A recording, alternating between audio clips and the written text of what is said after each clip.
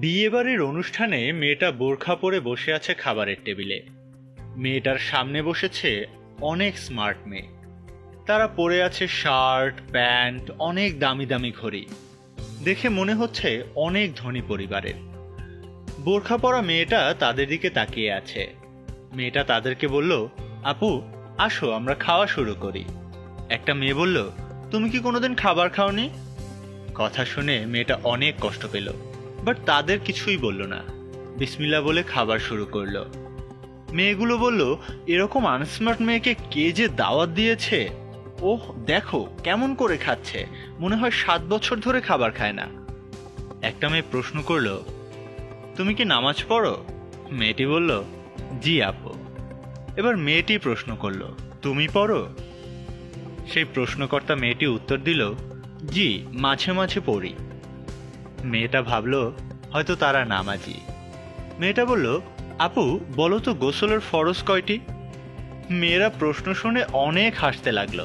তারা বলল, পাগল নাকি, গোসলের আবার ফরজ আছে? মেয়েটি খুব কষ্ট পেল।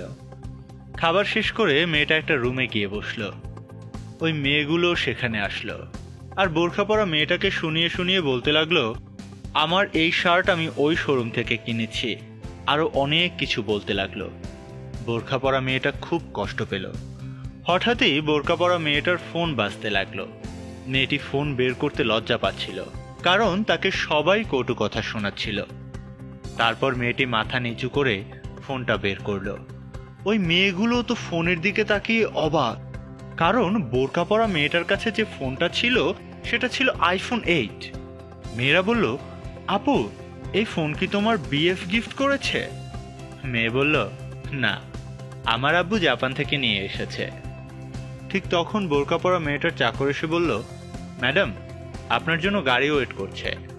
তখন ওই মেয়েগুলো অবাক। মেয়েগুলো বলল, আপু তুমি এত ধনী, বাট তুমি বোরখা পরো কেন?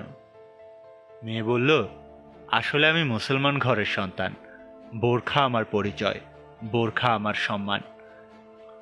মেয়েগুলো বলল, আপু তুমি এত ধনী তাও তোমার কোনো অহংকার নেই?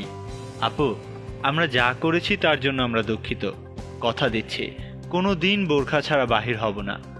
মেয়েটি মুচকি হাসি দিয়ে সালাম দিয়ে চলে গেল। আসলে বোরখা পরলে মানুষ গরিব হয় না, বোরখা পরলে মানুষ খ্যাত হয় না। আসলে মুসলমান মেয়েদের জন্য বোরখা একটা সম্মানের জিনিস।